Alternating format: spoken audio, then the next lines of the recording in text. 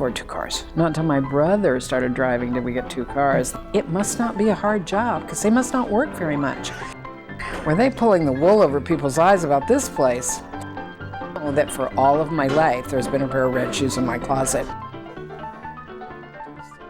We lived in UCLA for about a year and a half or so when we first came out. We came in March and we moved to Santa Fe Springs in June of '53. So we lived there in this housing development in East LA, which was very close to my dad's work. He could drive because obviously we only had 1 car because we couldn't afford 2 cars. Not until my brother started driving did we get 2 cars. The boy, the wonderful boy. And he is a wonderful boy, but anyway, we only had 1 car, so my dad walked to work. We were about 3 blocks from where he worked, and I was, by the way, it was built up that we were going to sunny Southern California, and it was going to be so fabulous and all that. And I was sort of lost in the shuffle of all of that moving and everything. And when we got out here, it rained the first 7 out of 10 days we were here, and I remember thinking, they lied to me. I mean, big time lied to me. This is not sunny at all.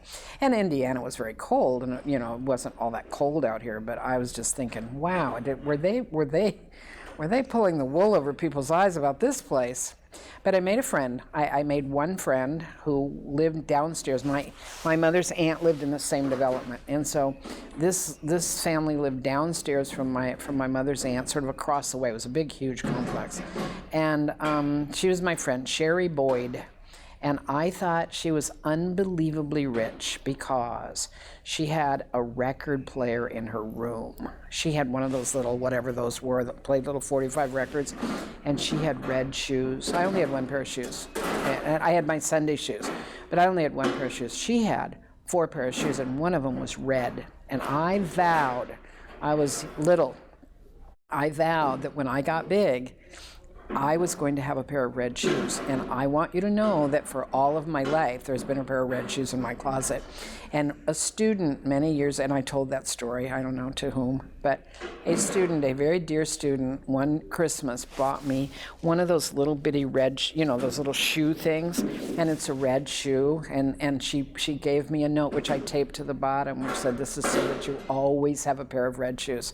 So I have always had a pair of red shoes, and Sherry Boyd was my only friend. And what happened is I went to school, and it was LAUSD, and it was they had semesters, and because they had semesters, there was the A and B. So I had come in the 4th grade, finished the 4th grade, and the next year they decided I should be skipped a half a grade. So I started 5A, and they moved me right into 6A instead of 5B. Well, that was all very well and good, but then we moved to Santa Fe Springs where they didn't have half years. So they either had to put me back a half a year or skip me up a half year. So they skipped me up another half a year. So I actually graduated from high school on June, something like 6 or 7, and I had just turned 17.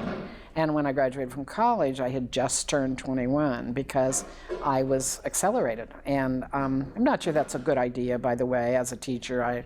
I think emotionally that's not a good idea. Academically it was okay, but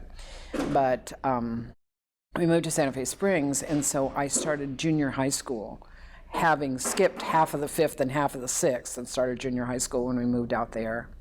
And really it was always, and I can still hear both of my parents, it was always Margie and the kids, because my sister and brother were little. When I was 14, they were 4 and 2. And so I was always sort of, take them with you, do this, do that. I was go get this, go get that. So it was a little strange, and I read. I read because it was my way to sort of, escape in a way. And so I started junior high and finished junior high. I spoke at my 8th grade graduation. It started in the past 150 years. The United States has grown and progressed very rapidly. Each year it has become a better place in which to live.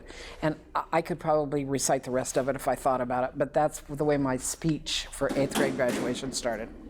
And then I started high school, and it was a 4-year high school, and I started a school that our graduating class was the first graduating class to go all the way through. It was a brand new school. It had been a brand new school. And we were the first graduating class that spent all 4 years at this school. And I did well in school. I took chemistry as a sophomore. Now, mind you, I was only 13 or something. Thought I'd never survive that. Loved math. Started taking Spanish. My first paper. I didn't like all those little accent mark things because they made my paper look messy, so I left them off. And of course, I got it back with all those accent marks put in, and I said to him, do I have to put those in there because I think they're messy looking? And he just sort of looked at me and said, yeah, you have to put them in there. And so I graduated, and really I didn't think about going to college. I didn't say, oh, I'm definitely going to college, or I'm definitely not, or whatever. It was just sort of assumed. I was sort of the nerdy crowd, I wasn't the popular crowd, I was the nerdy crowd. I was in drill team, and I don't know what all those organizations were. But so I got a scholarship. I got scholarships to pay for my first year, because again, we were very, very poor, and I got scholarships to pay for my first year. I was in a car accident, actually. Somebody broadsided me in a car. I was driving my roommate's car at college, and that paid for the second year. And I worked. I worked all the way through school. I worked 20 hours a week typing for intercollegiate athletics, and I'm a huge sports fan. So I typed the results of the basketball games and I worked. I did that and went to school, and I finished in 4 years, because nobody finished in 5 in those days because we didn't have any money for me to go anyway. My Aunt Margaret, I will always remember this. She offered us all of us, the 6 of us, a trip to Florida or help with college. So I obviously chose help with college. And she sent me, for all 4 years I was in school, she sent me $20 a month. And that's what I lived on. I lived on $20 a month. I had to buy the toothpaste and all of that stuff. And I had tuition paid for through working and saving and all of that. I worked summers. And that was what I lived on, is $20 a month. And I lived in the dorms where we got our food and all of that. And so my first paycheck when I was first teaching, I thought I was rich beyond words. I went out and bought 2 outfits, 2, mind you. Now, they matched so that the tops went with both skirts and all that sort of thing, because women teachers could not wear pants, for heaven's sakes. And so I made, my first year of teaching, I made $5,100 for the year. I got it in 10 paychecks, so I got $510. I lived with 3 other girls, and my expenses were exactly $87 a month. I paid $50 for my share of the rent. I paid $6 a week for food. I helped with, the gas and electricity was nothing. And I drove my mother's neighbor had an old 1948 Ford stick shift that had 38,000 miles on it, because this woman never drove it, and she gave it to me. The lady died, and they gave me that car. So that's what I drove my first year of teaching. And my dad loved cars. So over Christmas vacation, he says to me, you need to get yourself a decent car. Okay, that car was a 1948, and it was 1964, so it was pretty old. You need to get yourself a decent car. And I bought what every teacher bought in those days. I bought a Volkswagen Bug, because didn't we all? And I made $5,000 a year, and I spent $2,000 on that car. And I thought, how am I ever going to do that? I mean, the payment was like $60 a month, for heaven's sakes, or whatever it was. And so I drove that until my kids and groceries didn't fit anymore. I drove that car for about 12 years.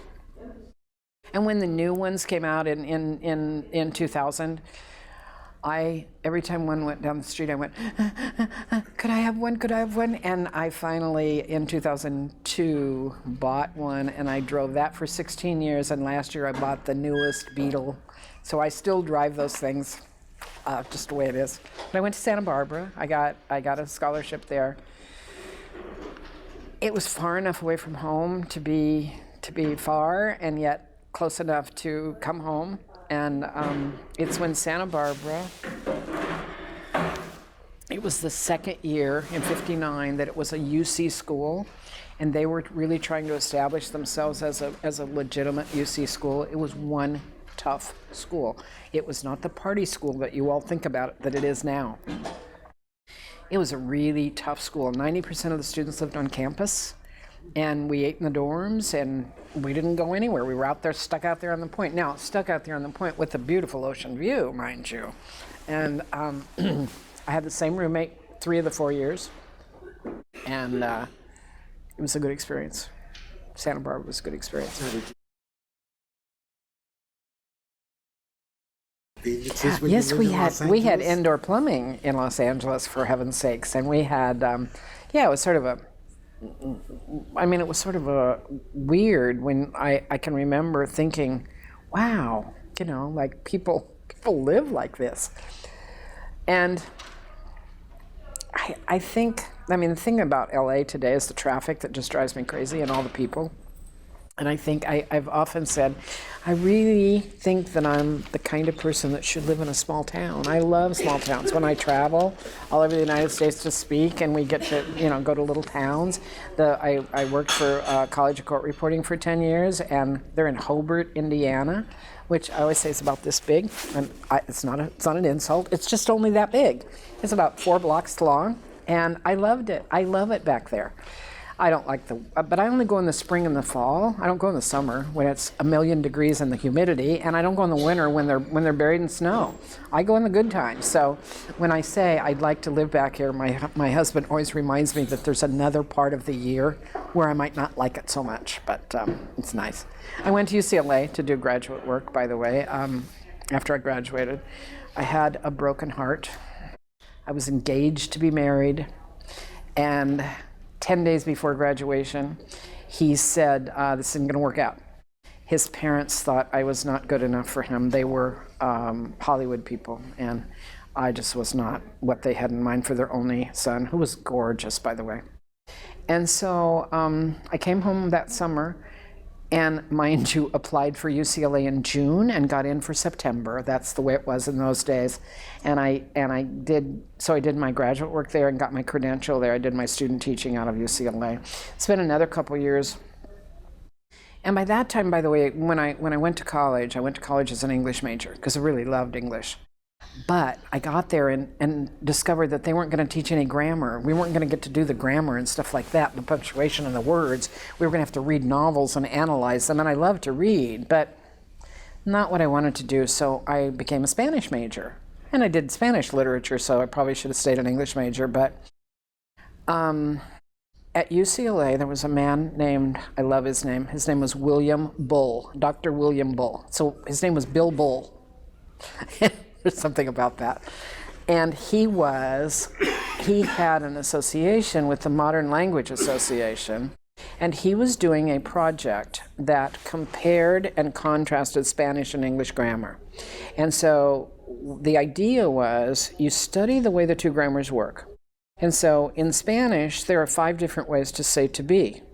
There's you have, right, hunger, and it makes cold outside. And so all of these verbs translate into English as to be. And so what we were saying is, okay, so the English speaker who has 1 verb for to be has to learn these 5. That's a toughie. But the Spanish speaker coming toward English, he gets to take all of these verbs and break them down to the verb to be. And so that's what we did. And he was doing a series of visuals which sort of described, in Spanish, there's to take, if you're taking it orally, is tomar, and if you're taking something away, it's llevar. And he would have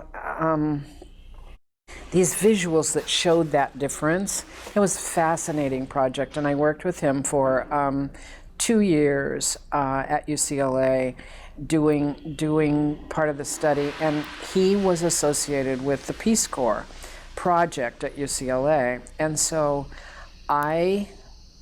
2 summers and 3 school years after school and on Saturdays, I trained Peace Corps volunteers. And what I did is I taught them Spanish grammar.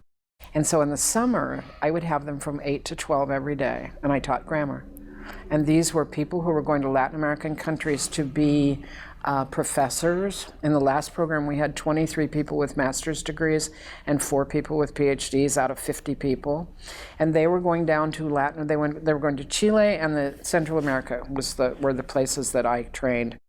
And they had 12 weeks to learn Spanish. And so I had them for 4 hours for grammar. In the afternoon, they had vocabulary and stuff. They were botanists and all that sort of thing, and they had to learn their vocabulary in Spanish. They sat with Spanish-speaking people at breakfast, lunch, and dinner. And after dinner, they had evening sessions in Spanish. And after 12 weeks, they dropped them in a Latin American country, and they had to get along. They had to find a place to live. They had a month there, and then they went to their country to teach whatever they were going to teach. And I did 4 programs total. Fascinating work, fascinating people. And that was in the 60s, guys, when, things were crazy in the 60s. And these people had a dedication because they were going to these countries to make no money. I mean, very little money. And to live in less than ideal conditions. And we had volunteers we turned people away from those Peace Corps programs. So I did that while I was still teaching. And meanwhile, I met my first husband. He was also a teacher at Palisades High School where I taught. And I taught 5 years at Palisades High School, and I taught Spanish. And but in the meantime, I was doing the Peace Corps stuff and all of that. And let's see, 3.5 years into that marriage, we adopted a son. And when he was 8 months old, I got pregnant and had another son. And so in those years, when the boys were little and I wasn't teaching full time, I worked in a community setting for Spanish-speaking women. And I had a native speaker assistant, and we taught. The idea was that these women needed more skills. They were very uneducated, low socioeconomic, where I had come from, really. And what we did is we taught them a little about nutrition, and we taught them a little about banking, and we taught them a little about all these things. Because meanwhile, when the boys were 1 and 2.5, in 1972, I went to Long Beach State because I wanted to go back to work full time. I knew I was going to want to go back to work. And Spanish, language and math and science had gone by the wayside. We were now into the 70s and the Vietnam War and all of that, and we weren't going to the moon anymore. And so math and language and science were sort of passé, and we were doing, we were bringing in couches, and the students were sitting on couches instead of on desks and all sorts of things. And so I thought, if I'm going to go back to work, I need to learn to teach something else. Consumer education was coming in as a topic, so I went to Long Beach State, and I took a consumer program. I took 40 units over 2 years. I went 2 days a week, and the boys went to a daycare thing on campus that the home economics department ran. And I studied business law, and I studied nutrition, and I studied textiles, and I studied all these classes. I had the best time because it was an era when women who had had children were going back to school for the first time. There were a lot of 35-year-olds in school, their kids were in school, and they were going back to school, and they were so excited, but they were so scared. And I was in classes with them, but I had a degree. I had been teaching. And so I became sort of not the mentor, but I became the person that sort of was and it was just a really good time. And I loved it. I loved going to school anyway, but I loved being with these ladies. There were some some really young kids too, but and so I went for 2 years, and I got out of that, I got this job in this community setting. And part of the time I taught senior citizens how to eat better and how to some recipes. And I would go and cook while I was there. Oh, it was crazy. It was a wild time. And the job market was not opening up. So now it's 1976. The boys are 5 and 6. And I needed to go back to work. We were living on one income. And I swear to you, this is the way it started. I had a professor at Long Beach State in business law whose wife was taking the California CSR. And he would mention it from time to time, how hard it was, how much she was working and she was studying. And I always sort of wanted to look her up. And then my ex-husband at the time, I mean, it was my husband at the time, but now my ex-husband, played volleyball at the beach. And he taught at Palisades High School. It's where we met. So he would come down the coast from Palisades High School along the beach to come home. And he would stop and play volleyball. He was a beach volleyball player. It's where we spent all of our weekends. And comes home one day and he says, you know what, I think you should be a court reporter. I said, I don't even know what that is. What do you mean? He said, well, I don't know what it is either, but he said, I go to the beach on Tuesdays or on Fridays or on Thursdays or on Mondays. And he said, no matter what day I go, there's a bunch of court reporters there playing volleyball. And he said, it must not be a hard job because they must not work very much because they're always at the beach playing volleyball. And I swear to you, from that combination, from the professor who said CSR exam for court reporting, and my ex-husband who said these people must not work hard because they're always at the beach playing volleyball, I checked into it. I found out it was about English. I thought I'd died and gone to heaven. I started court reporting school. I started court reporting school in 1976, in April. And 5 weeks later, one of my sons had seizures, and 5 weeks later they thought maybe he had a brain tumor. So I went through, and he didn't, but I went through theory sort of in a fog. But I go in after theory because we all have to start English. Well, I go in and I say, I really want to take the challenge test. I don't want to have to take beginning grammar. And she said, oh, you don't really want to do that. Nobody's ever passed it. And I said, well, you know, this is kind of my background, sort of, and I'd really like to take it. No, you don't really want to take it. Nobody's ever passed it. 10 years they'd had that school. It was Clark College, and it's no longer in existence. It was on the west side. That was another thing. I didn't even check into schools. I found out about court reporting. It was about English. There was a school 5 miles from my house. I went. And so I took the test. It was 200 questions. It's the modern language English exam. I missed 2. I know what one of them was to this day. I didn't know the rule. I don't remember what the other one was. And she called me in, and I'm thinking you kind of know you did all right. I need to talk to you. So I went into her office. She closes the door, and she said, she was just, and she said, I'm starting a class in about 6 weeks. I want you to teach it. Well, so, okay, I'll teach it. So I taught an English class. I taught an English grammar class for her. I took the book she was using and I taught the English grammar class. And then there was a part of business law she wanted me to teach. And then there was reading in classes. She wanted me to do that. And I was doing it for tuition, which was nice because I was borrowing the money to go to school. And so what happened is after a year, I was writing 3 periods and teaching 3 periods. And she then, this is Dorothy Clark, decided to open a school in Santa Maria. And what she believed is that court reporters, she had court reporters coming in every day, different court reporters who taught. So there'd be the Monday crowd and the Tuesday crowd, and I was teaching every day. I was the only one teaching every day. And so she said, I want to open this new school. I'm not going to be here. I'd like you to run this school. I mean, that's sort of dramatic, but she, it was sort of running itself. I mean, these people came in. But so I quit school. After a year and a half, I was at 160. And I quit school, and I went to night school for a while. Well, 2 little boys and a full-time job and trying to go to night school and trying to ever find time to practice just wasn't working. So I quit after about 6 months of trying to do both. And a year later, she closed the school.